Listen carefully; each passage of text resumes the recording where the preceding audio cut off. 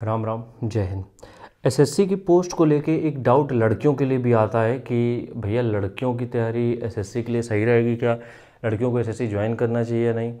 देखो, सबसे पहली बात एक ये समझो, जब हम सेफ़ की बात करते हैं, हम लोग फैमिली प्लानिंग की बात करते हैं, हम लोग टाइम मैनेजमेंट की बात करते हैं, ये हर जगह तुम्हें प्रॉब्लम आएगी ही आएगी। ठीक है, सेफ्टी का तो नहीं कह सकते क्योंकि सेफ्टी का ऐसा इशू कुछ अब रहा नहीं है, कोई दिक्कत कहीं किसी जॉब में नहीं है। बट वो जो मी टाइम होता है या फिर वो कहें फैमिली टाइम होता है या फिर अभी कहें अपनों से मेल जोल वाला टाइम होता है, उसके लिए हर एक जगह थोड़ा सा डिपार्टमेंट बेस पे होता है अलग अलग चीज़ें।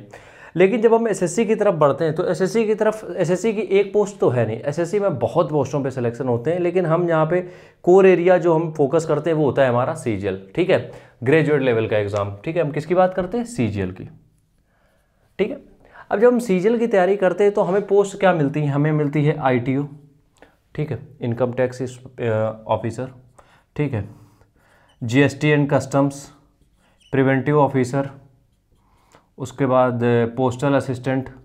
सारी पोस्ट नहीं लिखेंगे, आदि तुम्हें पता होगी। एक्साइज इंस्पेक्टर, ठीक है, उसके बाद कौन सी होती है? सीबीआई, एनआईए, मतलब बहुत सारी पोस्टेज होती हैं। खैर उनको छोड़ दें, ये जितनी भी बाकी की पोस्टें हैं, ठीक है, खासकर आईटीओ, जीएसटी कस्टम्स, प्रिवेंटिव और अपना जो भी एग्ज़ाम बाकी के होते हैं।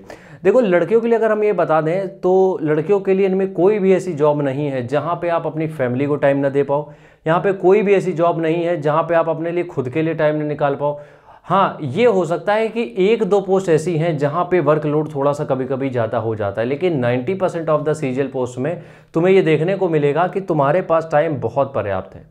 तुम्हारे पास टाइम बहुत पर्याप्त है क्योंकि जॉब की जो टाइमिंग है, ठीक है, पूरी बात समझना पहले, 10 बजे से लगभग 6 बजे तक, 10 बजे से 6 बजे तक, और ये सरकारी मतलब सरकारी नौकरी है। तो अब इसमें वर्कलोड होता है। देखो, काम तो करना ही पड़ेगा, 80,000 रुपया ले रहे हो, वर्कलोड है, बट इसका मतलब ये नहीं कि वो मेंटल हरेसमेंट करें, जैसे कि प्राइवेट सेक्टर्स में आजकल होता है कि 6 बजे तक को कह के 8-8, 9-9 बजे बैठाते हैं। और यहीं अगर बैंकिंग सेक्टर में चले जाओ तो जब सबमिट होती है, ऑडिट होती है, सारी चीज़ें होती, तब कभी कभी रात के 7:30 बज जाते, 8 बजे तक होती रहती है। तो हर जगह अलग अलग चीज़ें डिपेंड होती है। लेकिन सीजीएल की पोस्टिंग में एक चीज़ ये अच्छी कि तुम्हारे पास अपने लिए टाइमिंग है, परिवार के लिए टाइमिंग है, बट मेजर प्रॉब्लम समझना यहाँ पे जॉब लोकेशन की। अब कुछ जोन होते हैं जो कि तुम्हारे 100-200 किलोमीटर पे आ जाएंगे, बहुत से, जैसे इस खासकर इनकम टैक्स के, लेकिन इनकम टैक्स में उतनी वैकेंसी नहीं आती है जितनी तुम्हें मिल सके।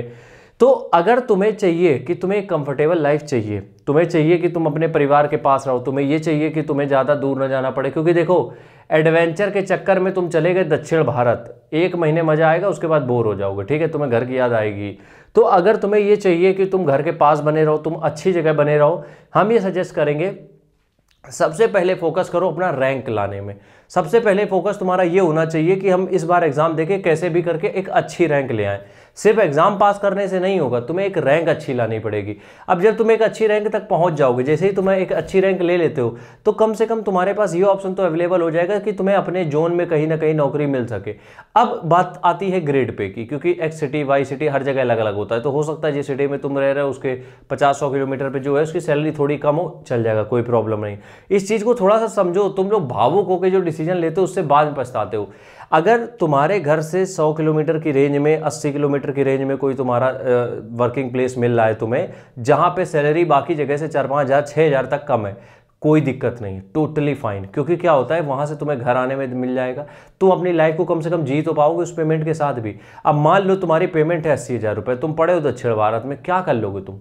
तो इसलिए थोड़ा सा प्रैक्टिकल भी सोचो हर एक चीज़ में, हर जगह अपने आप को, क्योंकि एडवेंचर जिंदगी भर नहीं कर सकते हो। देखो सीधी बात समझो, कभी ना कभी तुम्हें घर में रुकना पड़ेगा, घर वालों की जरूरत तुम्हें पड़ेगी। इसलिए हमेशा जब भी कोई भी प्लेस चुन रहे हो, खासकर वर्किंग प्लेस, या फिर तुम कुछ ऐसी जगह चुन रहे हो जहाँ पे तुम्हें रह के जॉब करनी है, तो हमेशा देखो कि वो तुम्हारे घर के आस ही पास हो, ज़्यादा बेहतर है, जिससे कि तुम अपने परिवार को, खुद को टाइम दे सको। वरना ये सब सिर्फ कहने की बातें हैं कि हमें एडवेंचर करना है, हमें दुनिया देखनी है, सब दुनिया देख के वापस घर ही पे आते हैं। ठीक है, राम राम।